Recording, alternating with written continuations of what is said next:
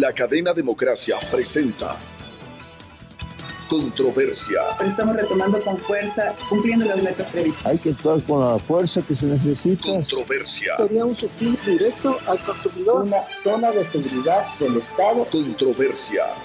Temas relevantes analizados a profundidad. Controversia.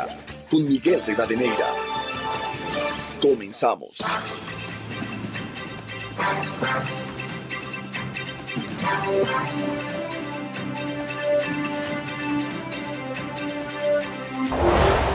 Un saludo cordial a los seguidores del programa Controversia en Escena a través de Exa FM, Democracia M y Democracia TV. Hoy queremos volver a analizar este tema recurrente que vivimos en el Ecuador, el conflicto armado interno, que dadas las condiciones y características con experiencias como la ocurrida en Colombia, México, Perú, será un conflicto armado interno prolongado y este momento de mediana y baja intensidad. No hemos llegado a los niveles, ojalá nunca lleguemos a los de Colombia y México. Sin embargo, la violencia se ha evidenciado de manera permanente al punto que esta semana el presidente de la República emitió el decreto 308 que declara de nuevo un estado de excepción que tiene una duración de 60 días y que argumenta precisamente este estado de excepción por la presencia prolongada de grupos armados organizados que han generado y mantienen la violencia en el país. Este estado de excepción en coyuntura establece limitaciones al menos en 6 provincias: Guayas, Manabí, Los Ríos, El Oro, Santa Elena, Orellana, y también en el cantón Ponce Enríquez, que ha sido un foco de explotación irracional de minerales que incluso cobrara la vida del alcalde de este cantón. Este estado de excepción determina limitaciones, suspende la inviolabilidad de domicilios, la inviolabilidad de la correspondencia, entre otros. Más allá de este hecho de coyuntura, quisiera aprovechar para analizar en este programa investigaciones profundas que se han hecho, como este libro que acaba de presentar el general Luis Altamirano, ex comandante general de la Fuerza Terrestre Ecuatoriana, que vamos a desarrollar. Igual un artículo que presenta Daniel Pontón y Freddy Rivera sobre las 5 perspectivas interpretativas sobre el incremento de la violencia en el Ecuador. Documentos que nos van a ilustrar en este programa, en donde vamos a abordar precisamente cómo afrontar con éxito la inseguridad y la violencia en el Ecuador. Doy la bienvenida a nuestros invitados, el general Luis Altamirano, académico y ex comandante general del Ejército, la magíster Maritza Velastegui, docente e investigadora del Centro de Estudios y Pensamiento Estratégico de la Universidad de las Fuerzas Armadas, CESPE, y el doctor Daniel Pontón, analista y académico de la Universidad de Posgrado IAEN. General Luis Altamirano, revisábamos este libro que constituye un aporte importante en momentos en que el país vive este conflicto armado interno, y usted plantea un interrogante a desarrollar: de la paz a la guerra. Quizás es una pregunta, como sostiene en el libro, sugestiva, que en este libro permite evidenciar que la isla de paz, que fuera el Ecuador, fue una metáfora inexacta de lo que acontecía en nuestro país, y la guerra, término empleado para sintetizar el estado de miedo que vive la sociedad en la actualidad, es mucho más compleja que este mismo fenómeno. ¿Cómo evaluaría usted, a través de este libro que nos ilustra con cuadros, con sustentos de esta trayectoria del Ecuador desde la década de los 80? Muy buen día, general Altamirano. Buenos días, Miguel. Muchas gracias por la invitación. Un saludo cordial a Daniel, de igual forma a Maritza y a las personas que nos ven y nos escuchan el día de hoy. Bueno, lo que se ha buscado es realizar una interpretación de un carácter mucho más estructural, alejado de aspectos coyunturales que no dejan de ser interesantes por los detalles que pueden envolver los mismos, pero que también en cierto modo nos pueden ir sumergiendo en una interpretación recortada de esa realidad, a veces de una fractura de la secuencia de los hechos históricos, y que también muchas veces es utilizada para manipular desde el punto de vista político. Entonces, lo que se ha buscado es desarrollar una obra que abarque el proceso de evolución del crimen organizado. Lógicamente, habrán vacíos en varios aspectos, no se puede cubrir todo, desde los años 80 hasta la actualidad, buscando justamente a través de perspectivas que no abandonan estas visiones estructuralistas de explicación del crimen, ni tampoco visiones constructivistas, las unas ligadas a factores sociales como la pobreza, aspectos de exclusión social, las otras ligadas más hacia el rol que tiene el Estado, la capacidad de imposición de la ley sobre organizaciones criminales, pero sobre todo tomando un eje de forma, yo diría, longitudinal y transversal en el libro, porque se toma algunos elementos de las ciencias naturales para tratar de explicar la evolución de las organizaciones criminales a través de la idea de un patógeno que invade el cuerpo social, que incluye lógicamente al Estado, y para eso una primera visión es justamente la evolución de la estructura delictiva a través de estas perspectivas de Steers y Peter Richards, en términos de que una organización evoluciona de un estado ya sea predatorio hasta llegar a estados de nivel simbiótico. Sin embargo, esta visión es una visión recortada, porque solo explica al patógeno, pero no explica la estructura interna del patógeno. Y para eso lo que se ha tomado también son otras dos visiones en términos de organizaciones jerárquicas y organizaciones en red, que lo establecen dos autores que son Lehman y Potter. Y a esto se añade justamente el hecho de que no podemos estudiar el patógeno sin el cuerpo. Y el cuerpo que está ligado a estas dos primeras visiones que acabo de mencionar, las visiones iniciales de estructuralistas y constructivistas, pero entendiéndolo desde un sistema de hábitats y ecosistemas criminales. Es decir, cómo estas organizaciones se van desarrollando en el cuerpo por factores políticos, económicos y sociales, que una cronología, que es lo que se busca, explicar cuáles elementos en términos no solo de la política pública, de lo que se ha hecho al interior del país, sino en la evolución de los contextos, han ido produciendo, por la influencia que estos tienen, han ido generando condiciones que el día de hoy nos colocan delante de un ecosistema criminal de grandes proporciones. Este título del libro, justamente de la paz a la guerra, pero en signo de interrogación, lo que busca es cuestionar el mito de la isla de paz, en donde nosotros podemos observar a lo largo de la obra, en su primera parte, que este mito de la isla de paz, en cierto modo, fue una construcción colectiva, yo diría inclusive inconsciente, por un factor predominante. Y este factor predominante era justamente la comparación emotiva que nosotros hacíamos con los procesos de violencia política que se tenía tanto en Colombia como en Perú. En Colombia es representado por varias agrupaciones armadas, no solo las FARC o el ELN, sino agrupaciones como Quintinglame, agrupaciones como el Ejército Popular de Liberación, u otras como el M-19, que también es una agrupación muy conocida. Este proceso de violencia con una tasa de homicidios que era de las más altas en Latinoamérica, y diría la más alta, comparado con lo que ocurría en Perú, en cambio, era el problema del MRTA y el problema que se tenía con Sendero Luminoso. Pero si nosotros ya comparamos las tasas de homicidios de Perú con Ecuador en ese tiempo, tenemos una tasa de homicidio mucho mayor en Ecuador. Lógicamente que la tasa de homicidios de Ecuador era inferior a la media latinoamericana, pero había un enlace ya muy fuerte en términos de la entrega de precursores químicos, que no existían controles paralelos en el Ecuador, ni existía tampoco pares en relación a estos controles que se realizaban ya en Colombia. De hecho, por ejemplo, cuando yo menciono la estructura del CONCEP, hay que entender que el Consejo Nacional de Estupefacientes es una estructura que se construye prácticamente 2 décadas después de su par colombiano. Es decir, había una invisibilización, en cierto modo, porque también el tema de la seguridad era un tema que estaba centrado en el conflicto limítrofe con el Perú. De hecho, hay algunos elementos adicionales que pueden explicar justamente por qué en el Ecuador, no soy la única persona que ha pensado de esa forma, por qué en el Ecuador no ha existido cultivos. Pero hay varios factores que van desde la propia geografía y factores en términos de esto, de lo que es la geografía, por ejemplo, la extensión territorial del Ecuador.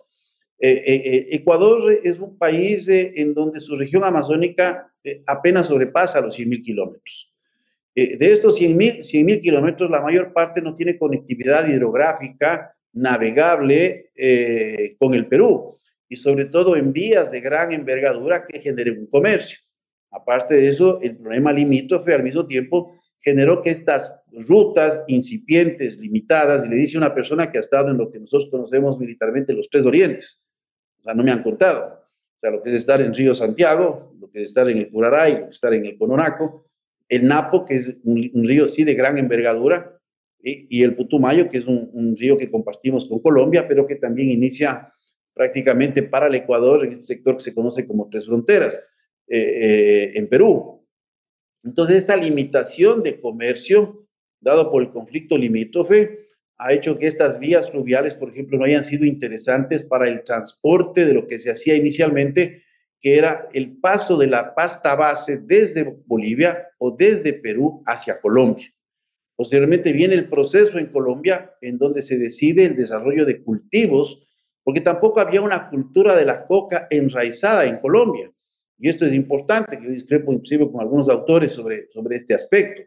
Y en el Ecuador hubo una eliminación temprana de un proceso de aculturización incaica muy limitado, que no sobrepasa en tiempo entre 50 a 70 años. Entonces, hay una sustitución, inclusive por registros históricos, del uso del alcohol, es decir, con la siembra de cañaverales, para el trabajo que realizaba la mano de obra indígena. Entonces, tenemos una cultura diferente, pero sobre todo fue este hecho del conflicto limítrofe, el blindaje de la frontera, la falta de conectividad para el transporte de insumos, lo que hizo que no se desarrollen cultivos en nuestro país. De hecho, los pocos cultivos y los laboratorios en gran medida fueron eliminados en los años 80. Hay una parte de nuestra frontera que tenía profundas limitaciones en términos de presencia militar, que es, para que más o menos ubiquémonos en la parte norte, en la confluencia entre el río San Miguel y Putumayo, es una parte en donde no tenemos ningún tipo de cobertura. Apenas había una unidad en el Carchi y otra unidad en Esmeraldas que estaba ligado directamente con la protección de la refinería de Esmeraldas.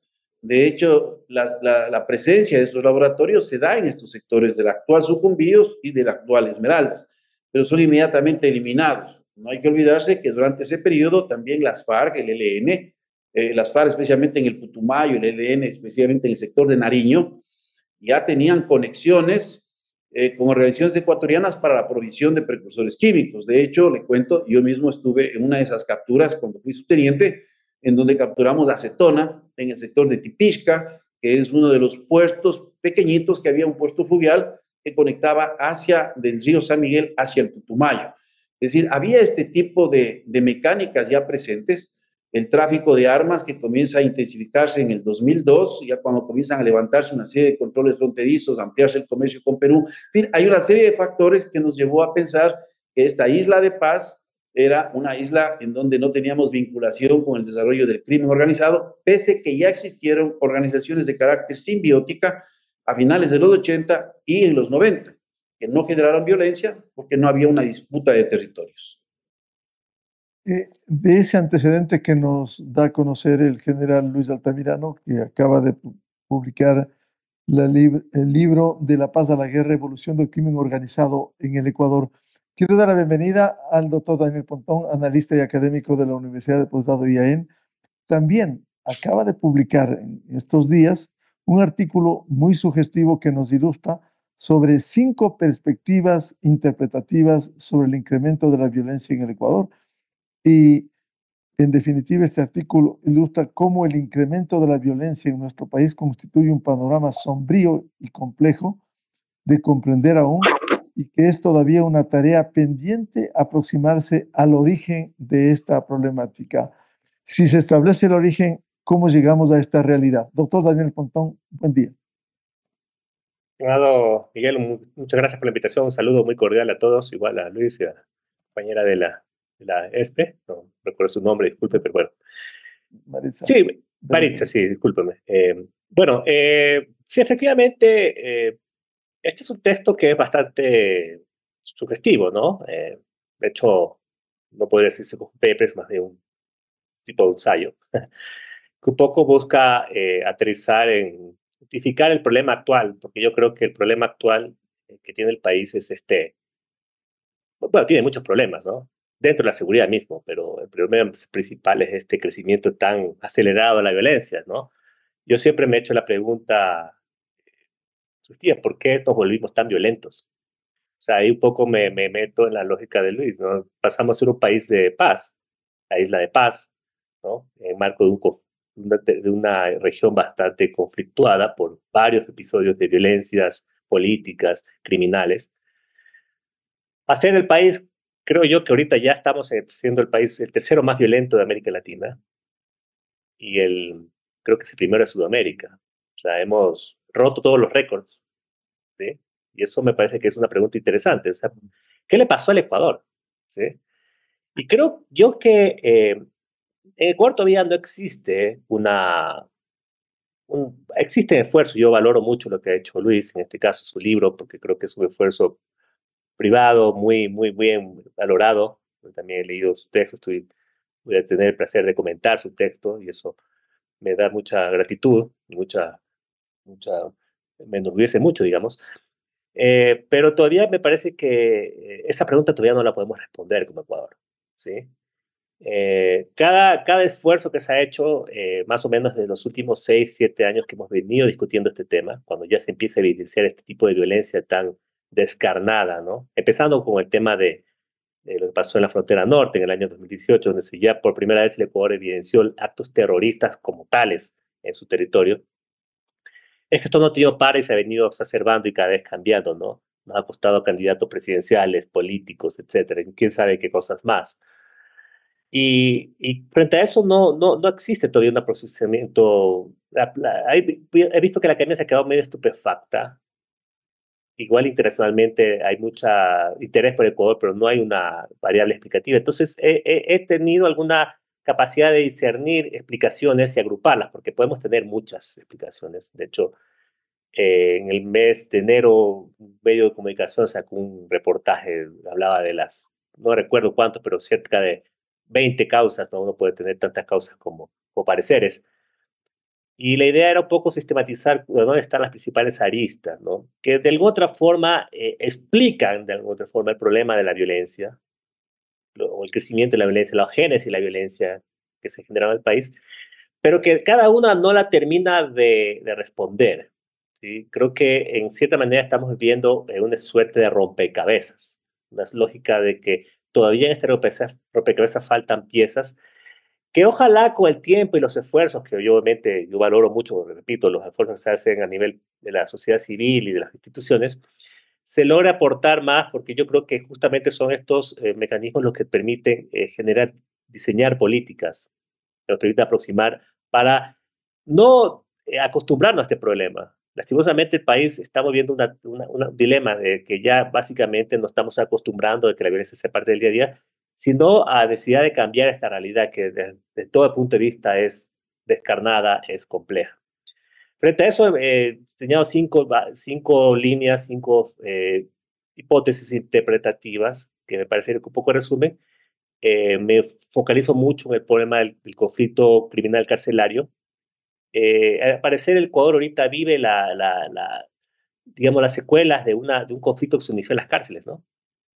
De hecho, estas bandas carcelarias, en su momento de la penitenciaria electoral, que se hicieron famosas en el año 2021, 2020, actualmente nos ponen a discutir todos los días sobre su influencia, ¿no? Los lobos, los choneros, etcétera, ¿no? Pero esto tuvo un origen, ¿no? Un origen que de alguna otra forma nadie puede resolver cuál es el problema que pasó ahí, ¿no? La muerte de Rasquiña parece ser un punto de inflexión, pero no la explicación como tal. Y eso me parece que es interesante explorar. Yo sugiero que el conflicto carcelario, inclusive ha diseñado una orientación de política pública. El gobierno actual ha diseñado todo su plan de conflicto armado interno. Su priorización son las cárceles.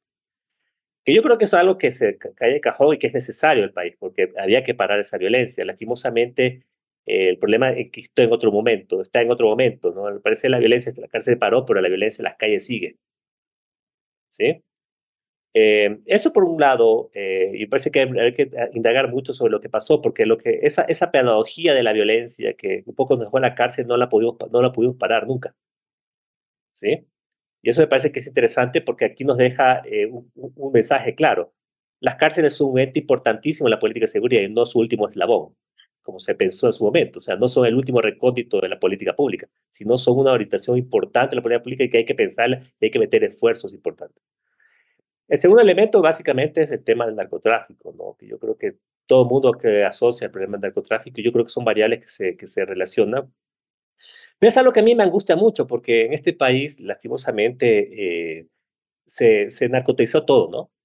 Todo le damos un nombre de narcotráfico y no digamos cuáles son las relaciones reales entre estas dos dimensiones, entre el problema del narcotráfico. Y claro, asumimos que primero en este país se permitió la entrada del narcotráfico, lo cual no hay muchos elementos para decir que eso fue así, pues lo que tenemos son más bien intuiciones de que eso en su momento, un momento político, el país se dio. Pero el combate al narcotráfico es lo que está generando esto. Y aquí una de las lecciones que debemos aprender, ¿no? Y aquí un poco me remito al Estado, a la lógica hobbesiana, ¿no? ¿Para qué están los Estados si no es para garantizar la paz de sus ciudadanos? O sea, usted no puede justificar una guerra diciendo que acumula muertos en sus hechos. De hecho, tuvimos hasta unas morgues que están colapsadas de tanto muerto, ¿no?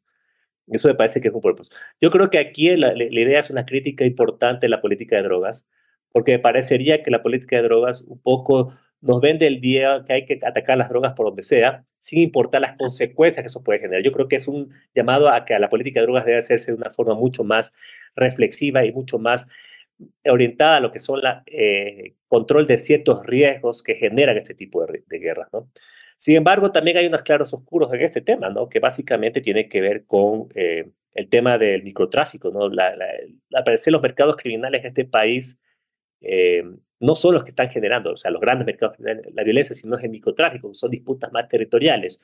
Y ahí no se, yo llego siempre a la idea de que el microtráfico se volvió violento. El microtráfico siempre existió. Lastimosamente este país se volvió violento por algunas circunstancias que todavía no la podemos resolver. Luego de eso está la hipótesis del Estado, ¿no? Que básicamente es una tesis que una facción política de este país lo viene repitiendo. De alguna otra forma tiene mucho sentido. Lastimosamente parecería que el Estado es una variable demasiado gruesa, ¿no? Porque no llega así a esa explicación a todas las realidades. De hecho, no es lo mismo lo que pasa en Tucuragua, lo que pasa en Guayas, lo que pasa en Azuay, de lo que pasa en Pichincha, ¿no? O de lo que pasa en Esmeraldas. El Estado es una variable muy gruesa, pero lastimosamente sí tenemos algunos elementos que nos permiten derivar que había un Estado que sistemáticamente se ha venido debilitando. Y es un tema que yo he venido insistiendo muchísimo que tiene que ver con el tema de impunidad, ¿sí?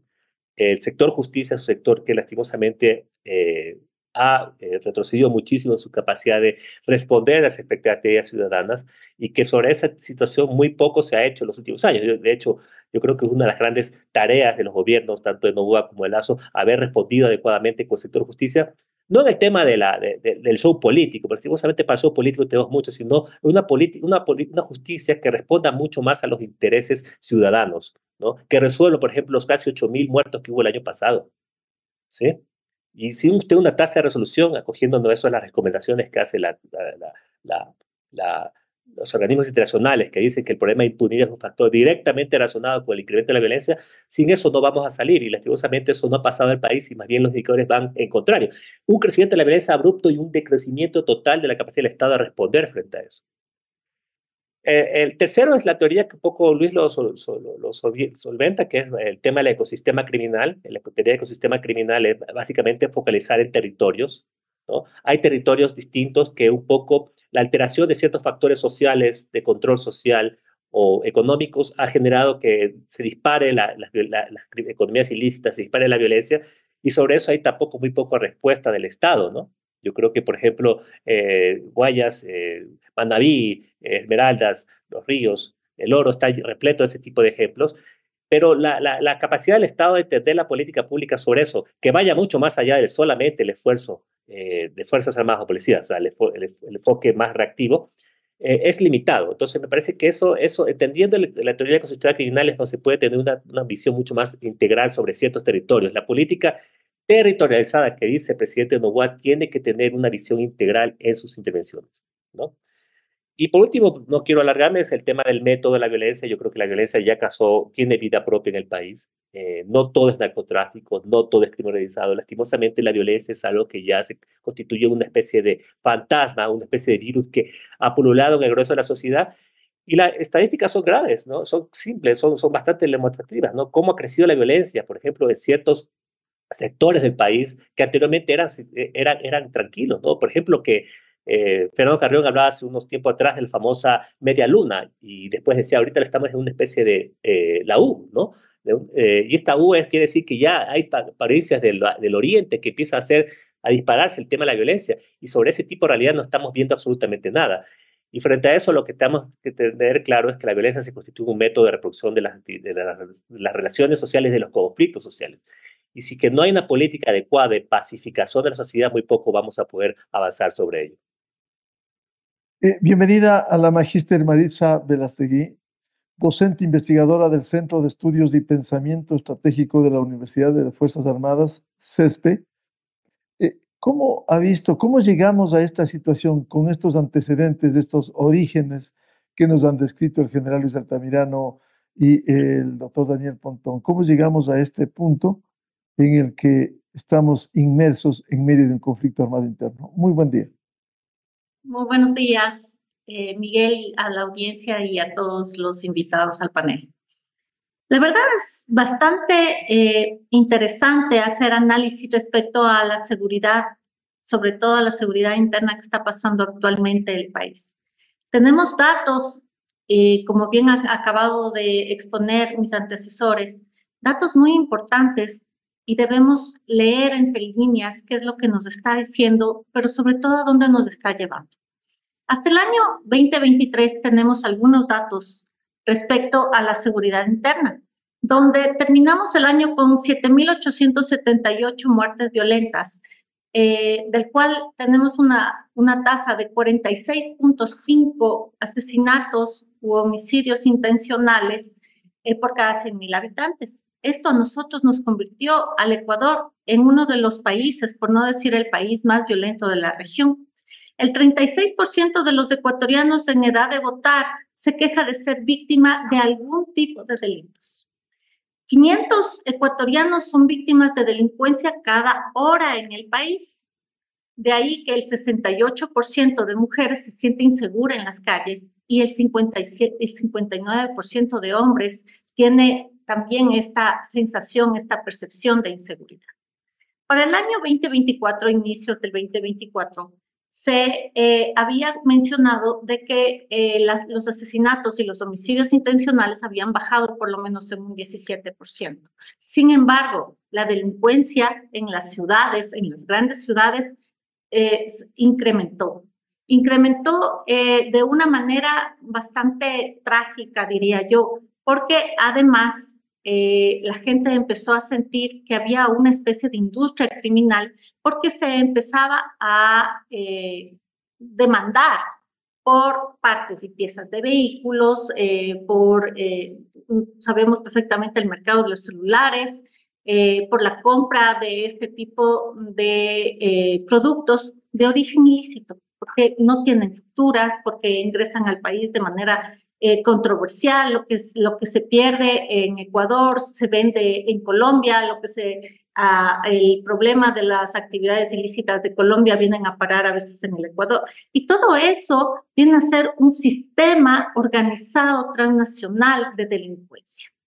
Esto quiere decir que para las empresas también incrementaron costos y gastos. Tienen ahora las empresas que aumentar sus gastos por el tema de la seguridad. Ha habido gastos en muchas otras formas de seguridad, más cámaras, han tenido que ayudarse con empresas privadas de seguridad, pero también muchas empresas han cerrado. El dato bastante interesante que tenemos es que de las empresas que cerraron y las empresas que perdieron, el comercio a nivel nacional perdió más de $1.000 millones en el año 2023 y continúa la pérdida en este año. Sin mencionar que el sector turístico se ha visto muy golpeado no solamente por temas de inseguridad, también han habido golpes por el cambio climático, también hemos tenido problemas por situaciones económicas del país, por falta de inversión, etcétera. Entonces, eso nos está trayendo a nosotros graves problemas económicos. Y los graves problemas económicos vienen como una especie de bola que se va haciendo más grande y más grande, porque se suma la inseguridad, se suman los problemas internos del país y terminamos teniendo un país casi colapsado en temas de seguridad. Sin seguridad no hay desarrollo, lo hemos escuchado muchas veces, y sin desarrollo no hay seguridad. Si a esto nosotros sumamos que la economía criminal ha incrementado en el país de manera muy exponencial. Nosotros teníamos, por información del Observatorio Ecuatoriano de Criminalidad Organizada, que hasta el año 2022 se lavaban 3.500 millones de dólares al interior del país. En la actualidad se lava más, porque ha habido más actividad económica.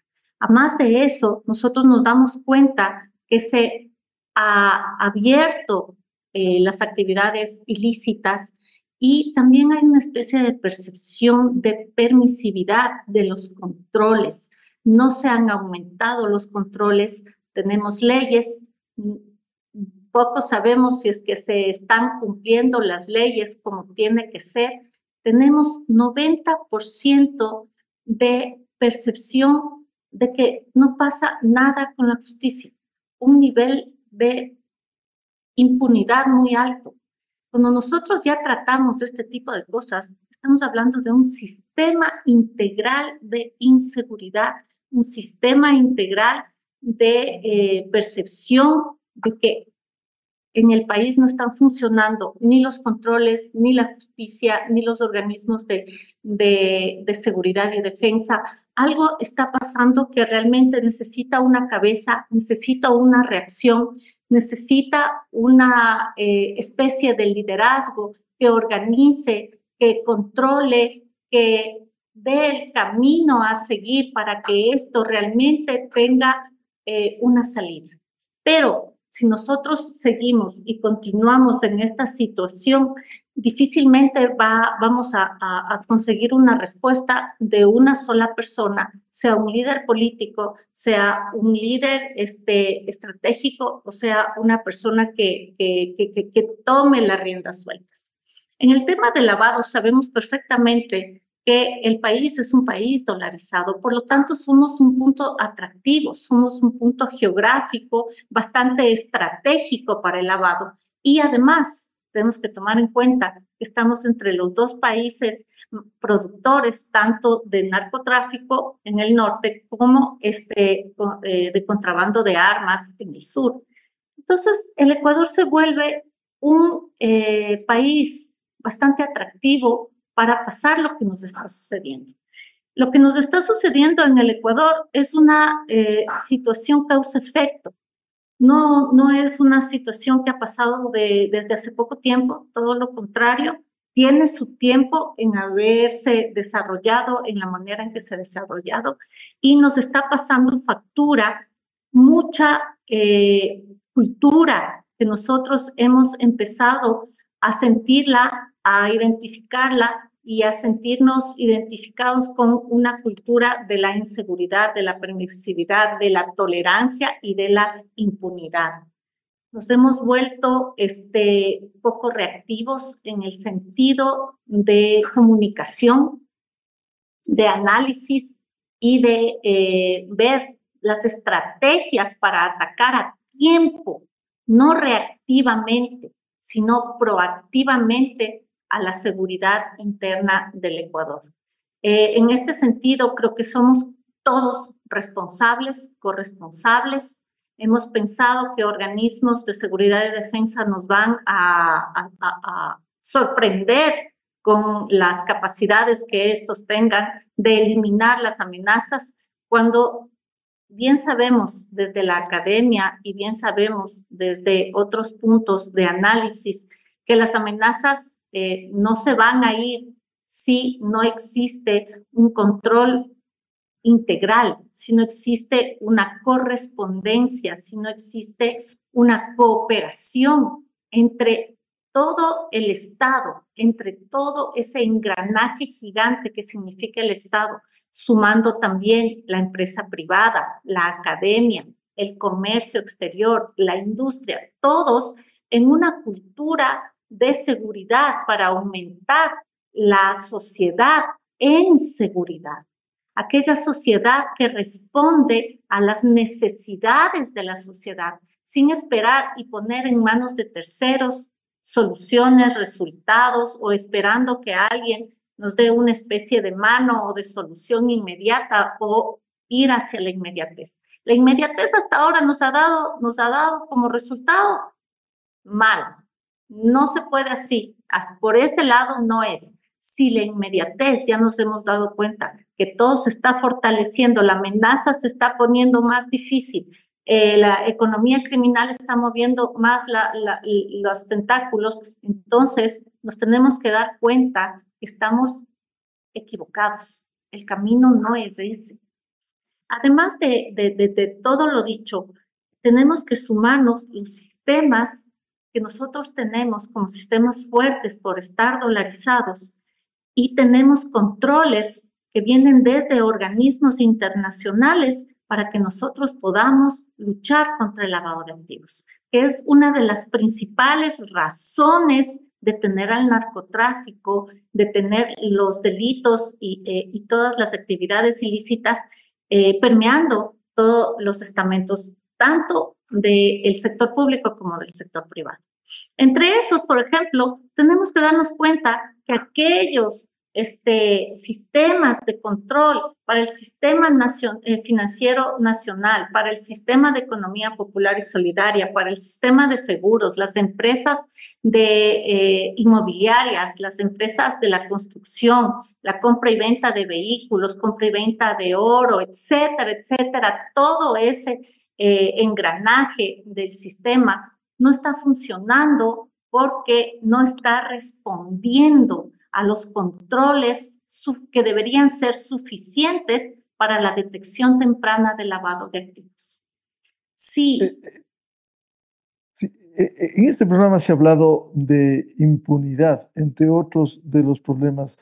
Quisiera consultarle al general Luis Altamirano. Usted habla en su obra también los nexos con la justicia, el sistema bancario, el sector empresarial. ¿Cuánto pesa la impunidad? ¿Cuánto pesa estos nexos que estamos evidenciando en el Ecuador? Miguel, justamente en el capítulo 4, en donde abordo el tema del conflicto armado interno, desde el punto de vista jurídico, tanto en el ámbito nacional como en el ámbito del derecho internacional, abordo un aspecto que es medular, es el ciclo de la inseguridad. En este ciclo de la inseguridad hay una institución que está en crisis, que es la justicia, representado por la Corte Nacional de Justicia, por las Cortes Provinciales, por las Cortes, digamos, por los tribunales, y representado por la Fiscalía y otros órganos, inclusive con la Defensoría Pública.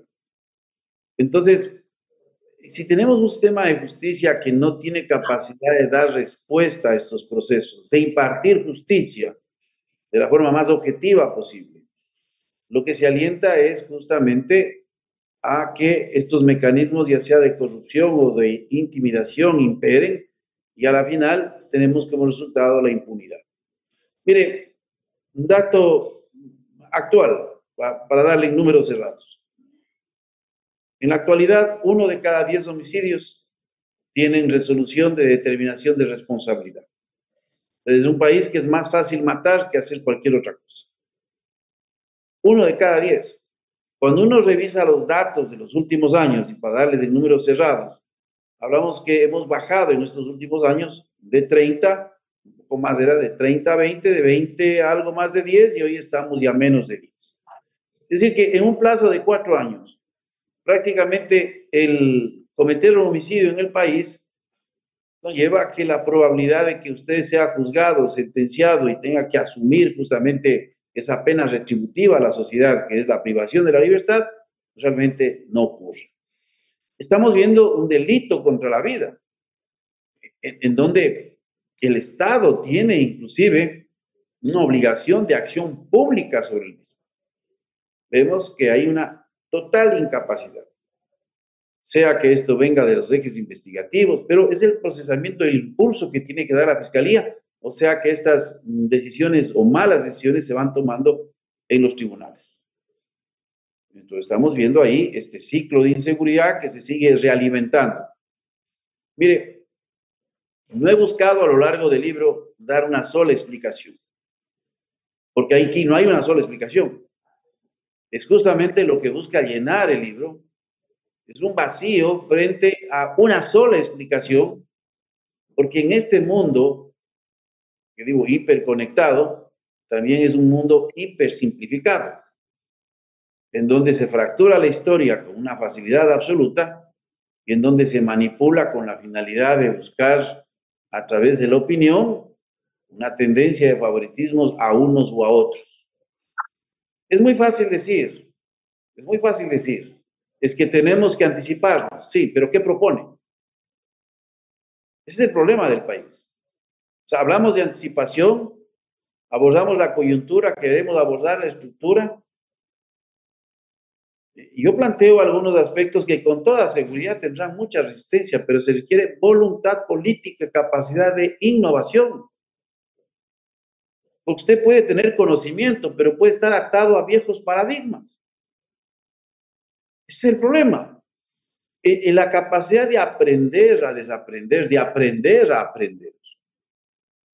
Es algo que tiene que buscarse en las personas que están en el servicio público, especialmente en los tomadores de decisiones. Porque imaginémonos que tengamos un abogado que con lo que se graduó piensa que ese es su único bagaje. Bueno, hay que recordarle que las leyes cambian.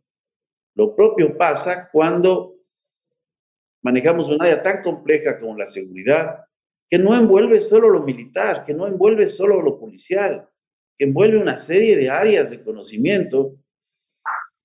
Y le digo, frente a la experiencia de haber vestido 40 años el uniforme, estas lógicas institucionales son muy dominantes. Y el alineamiento inclusive mental a estas lógicas institucionales lo que hace es que las instituciones no puedan evolucionar. Eso es gravísimo. Yo he hecho algunos planteamientos, por ejemplo, para la Policía Nacional. Hace 2 años, Miguel, hace 2 años fui muy crítico a este ingreso de policías.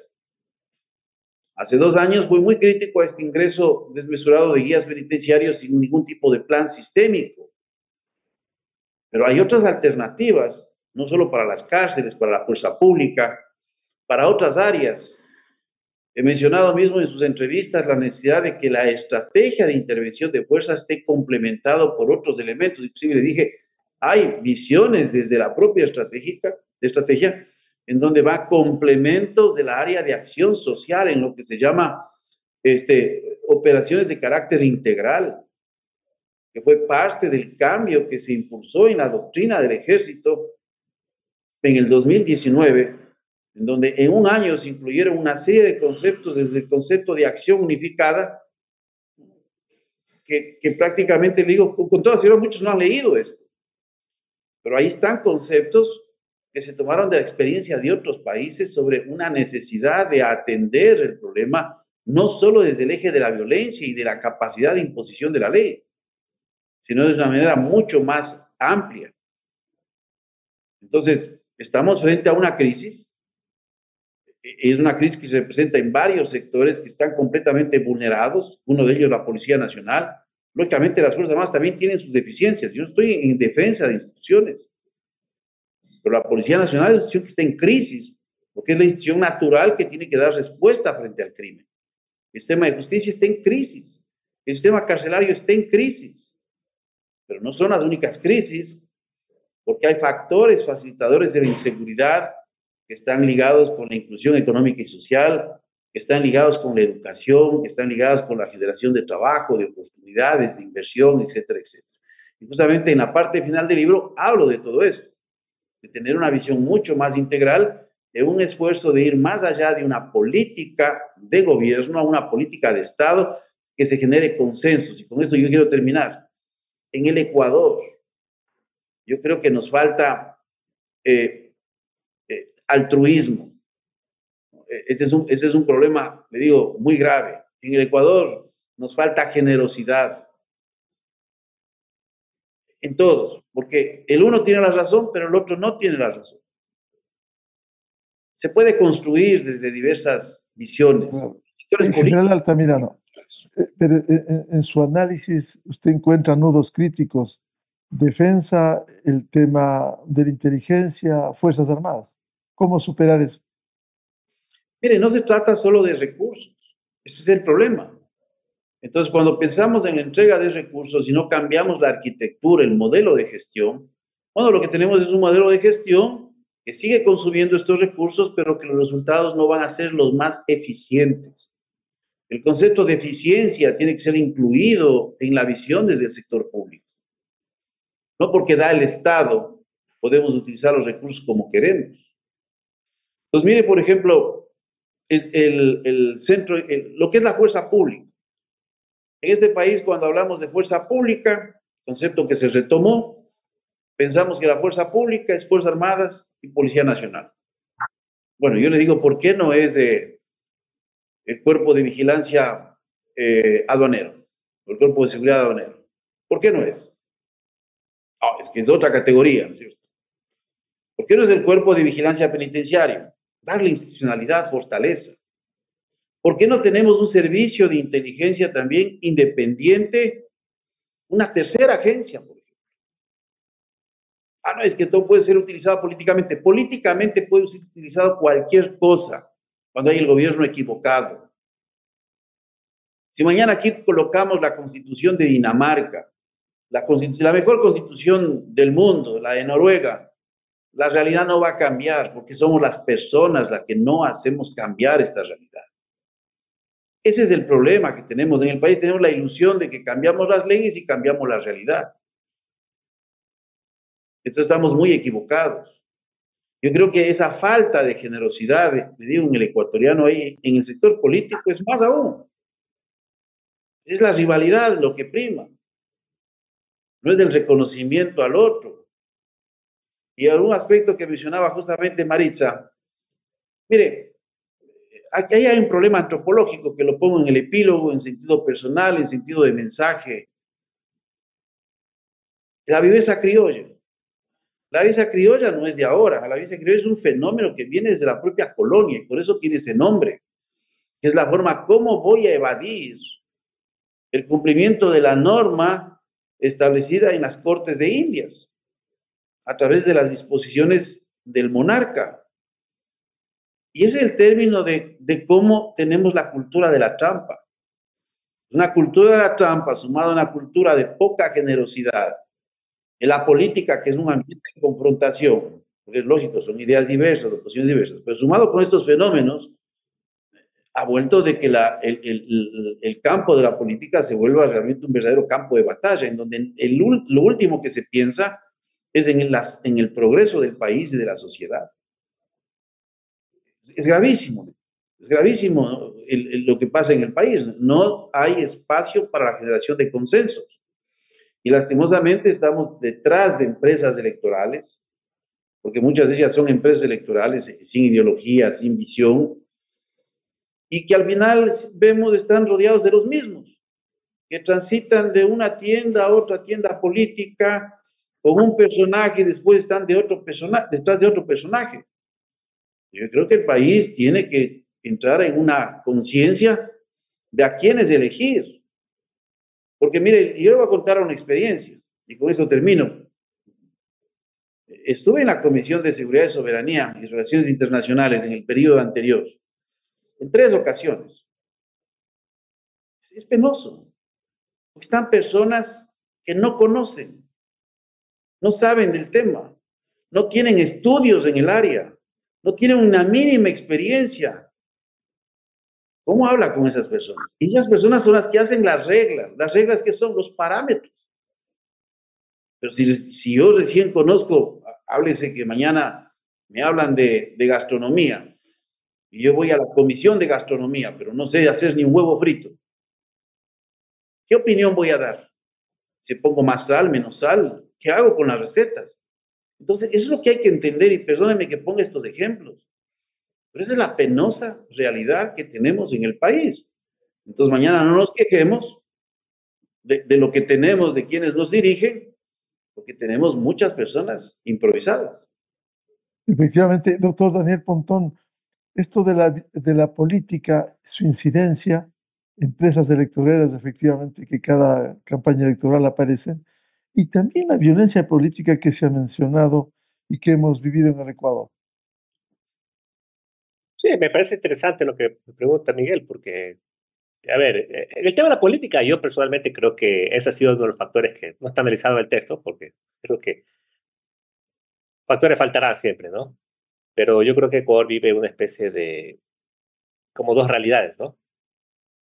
Por un lado, el factor político, ideológico de este país ha sido, digamos, extremadamente dañino.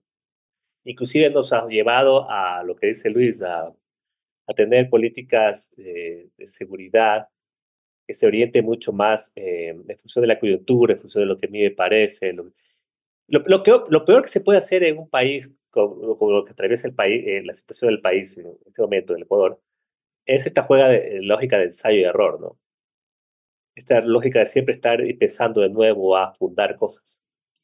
Yo creo que ese es un mensaje que debemos aprender los ecuatorianos muchísimo, ¿no? ¿Cuánto nos ha costado a nosotros crear, cerrar, volver a cerrar y no se piensa bien? ¿Eh? Y en ese creo que el factor político ha jugado un factor fundamental, es un factor fundamental, ¿no? Cuando uno va a la asamblea, yo una vez tuve también una comisión de soberanía y los debates eran penosos, ¿no? Porque no se ponían de acuerdo. Estamos hablando de un problema de las cárceles en ese momento y la pelea era de que por qué se compraron patrulleros con sobrepeso y el otro decía que ustedes no han hecho nada, que, o sea, era una realidad y eso me parece que es penoso.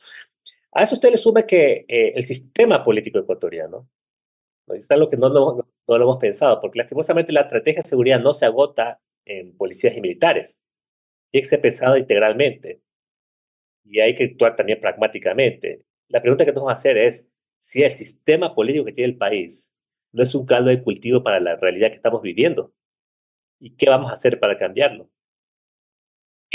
¿Cómo vamos a renunciar a nuestros intereses coyunturales de movimientos para, por ejemplo, tener más de 200 y pico de partidos políticos en este país? Es un despropósito la situación que vivimos.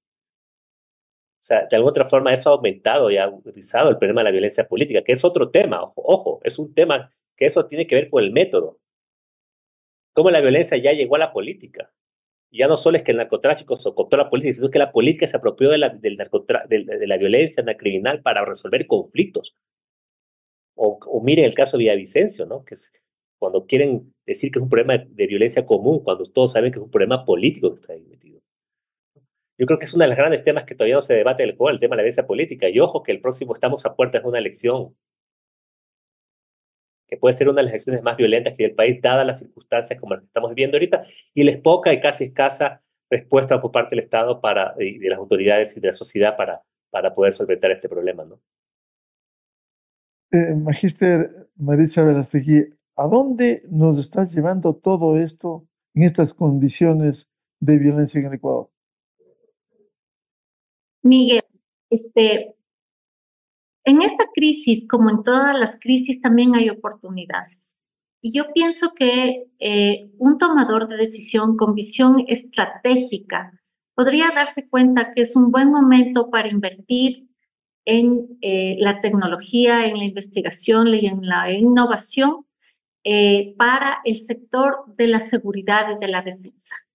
Es importantísimo que esta visión estratégica dirija al Ecuador, dirija al país hacia cambiar las partes estructurales desde la educación hacia el desarrollo, hacia la industria, hacia la empresa, pero de manera más tecnológica. El ser dependientes tecnológicos, el carecer de investigación, el carecer de una capacidad de innovación, nos está pasando factura. ¿Qué es lo que pasa? La percepción que tiene el crimen organizado transnacional del Ecuador es que tenemos normativa laxa, no tenemos controles, no tenemos capacidades para reaccionar, no tenemos una seguridad, no tenemos una defensa fortalecida y desgraciadamente ahí nos estamos dejando ver las costuras. ¿Por qué? Porque no estamos invirtiendo, no hemos invertido antes, no estamos invirtiendo ahora. ¿Qué va a pasar después? Es perfecta la pregunta, ¿hacia dónde estamos yendo? Si no tomamos, si no realizamos los cambios en la actualidad, vamos a tener los futuros tendenciales que son bastante negativos. Si tomamos ahora los cambios correctivos, desarrollamos las tecnologías, traemos los know-how de afuera, nos integramos de manera nacional, regional y vecinal en contra de la misma amenaza, esta amenaza en común del crimen organizado transnacional que lo tenemos en toda la región presente, entonces nosotros vamos a ver cambios. Caso contrario, vamos a seguir igual y de igual en peor. General Luis Altamirano, con todos estos antecedentes que nos han descrito, han analizado en la trayectoria de la violencia en el Ecuador, ¿hacia dónde vamos y en qué condiciones? Otra vez, esta semana, en un estado de excepción, 60 días, se podrá extender 30 días, si la Corte Constitucional no suspende sus aplicaciones. ¿Hacia dónde vamos? Mire, justamente la propuesta que la realizo a través de esta obra, lo que busca es sensibilizar que hay que conocer el camino que la sociedad ha transitado con la finalidad de entender no solo nuestro presente, sino de comprender el futuro. Cuando alguien me preguntaba en este lanzamiento en la Universidad de Espíritu Santo el día de ayer, ¿qué es lo que le motivó a escribir esta obra? Que habla del tiempo pasado y que habla también en parte de este tiempo actual del conflicto armado interno. En una forma paradójica les dije, lo que me motivó esto es el futuro del Ecuador. Porque estoy consciente que es el futuro un resultado del pasado y un resultado del presente. Mañana cosecharemos lo que estamos haciendo ahora y hoy estamos cosechando lo que hicimos antes. Entonces, se plantea en el último capítulo, a través de un método sencillo, la construcción de algunos escenarios. Y el escenario optimista, con base a los datos que fueron levantados en un periodo de 3 años, el escenario optimista en sí es un escenario no tan optimista, pero el método establece de que en el posicionamiento de determinadas variables en sus mejores ubicaciones con base a un estado del arte, tendríamos estos resultados, porque también se establece un escenario pesimista o un escenario tendencial. Entonces, es necesario intervenir el sistema. Yo no pienso que puede intervenirse simplemente pensando en tecnología, pensando en más recursos humanos, si no se tiene una visión sistémica. Mire, no se puede administrar una institución de seguridad si no se conoce la institución y no se conoce la dificultad que es administrar el sector público. Entonces, le digo, mucho podemos estar en la teoría, pero hay que conocer las dificultades mismo que conlleva la administración pública, las realidades que tiene cada una de las instituciones que lo componen. El propio sistema de justicia tiene sus propios modos de pensar, de operar. Y nosotros todos los días aplacamos a estas instituciones. Entonces, yo me pregunto, bueno, siendo funcionario del sistema de justicia, mañana salgo del ministerio y si tuviese un letrerito por ahí que diga que trabajo en una corte, en una fiscalía, mejor lo escondo porque llego al barrio y me dicen corrupto. O sea, desde el mismo discurso colocamos y damos alma a estas instituciones, se llama animismo. Entonces, hemos dado alma a la asamblea. Es que la asamblea, sí, pero la asamblea es el espacio de discusión política. La asamblea no tiene una mente. La asamblea es un organismo plano. Si voy al circo romano, estoy esperando que se maten los gladiadores. En la asamblea siempre, en cualquier país, será un sitio de confrontación. El problema no es la asamblea como institución.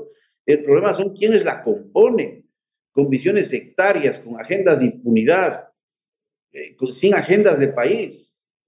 Ese es el problema que tenemos.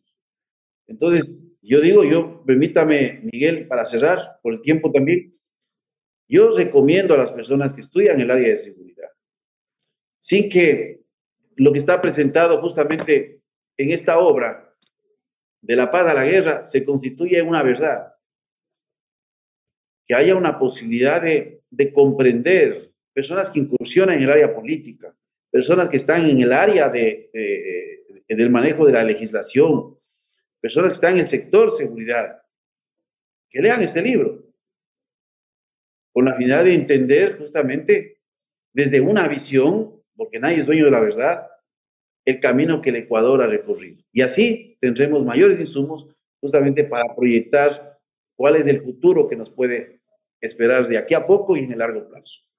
Claro, es un insumo esta obra de la paz a la guerra precisamente para seguir en el debate y buscar salidas.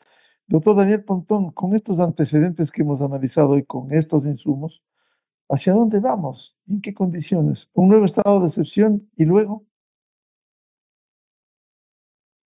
Sí, o sea, yo creo que las dadas circunstancias que hemos vivido en los últimos años y todos los factores que hemos incorporado en el análisis, creo que si uno pone en el análisis de los escenarios, vamos hacia el peor escenario. Yo en el año 2016 escribí un texto sobre el tema de los escenarios del proceso de paz en Colombia y sobre el Ecuador, y una vez lo puse a revisar, creo que hemos cumplido los peores.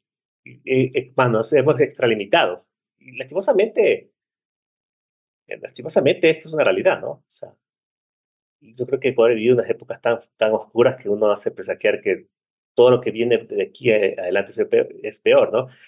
Pero lastimosamente aquí también opera un poco no solamente los fríos datos, también opera porque al final los que somos encargados y los únicos que tenemos capacidad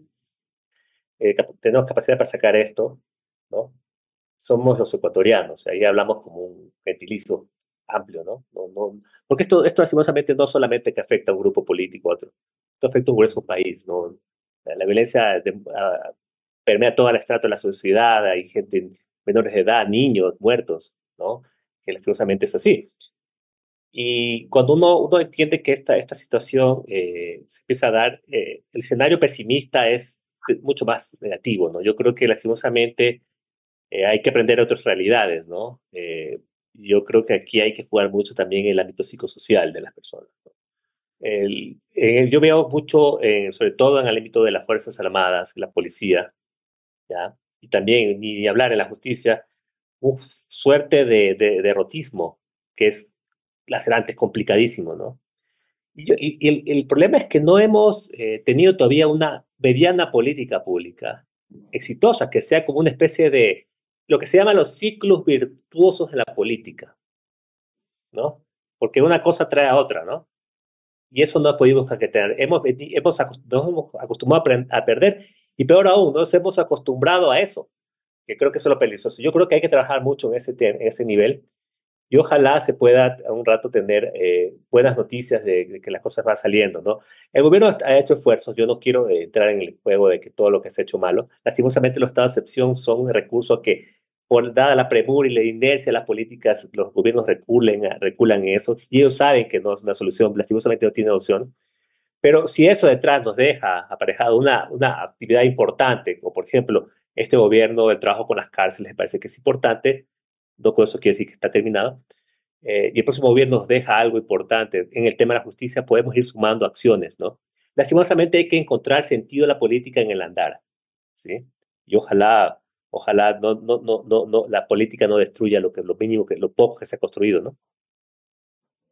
Magíster Maritza Verástegui, ¿cómo afrontar este momento en condiciones en la coyuntura con un nuevo estado de excepción, cuando aquí se requiere lo que usted decía, un sistema integral de seguridad? Sí, es sumamente importante este tipo de espacios comunicacionales para dirigirnos también a la sociedad, a aquella sociedad que necesita que se le comunique de manera clara, que se le comunique de manera eficiente, con un lenguaje común, con un lenguaje fácil de entender. Porque aparte de todo, nos estamos dando cuenta que el tema de la seguridad involucra a toda la sociedad y que la sociedad se siente absolutamente afectada y que a veces no siente que se le esté dando el apoyo, se le esté escuchando, se vea que, como acababan también de decir, ese aporte de las entidades hacia todas las personas que necesitan, pero también entre ellas. Es necesario que nosotros concienticemos a la seguridad. Creamos una sociedad de seguridad desde pequeños, desde la infancia.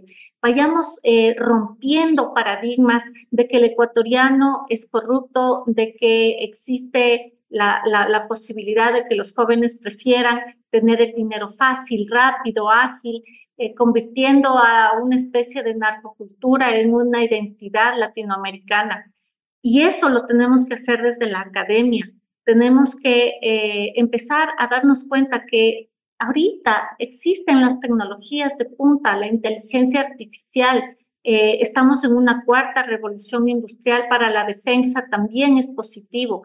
Y estamos hablando ya de las telecomunicaciones, un modelo 5G, 6G, todo eso debe ser un aporte para la seguridad, no al contrario, no tiene que ser utilizado por la amenaza contra el Estado, sino el Estado en fortalecimiento de su defensa contra las amenazas.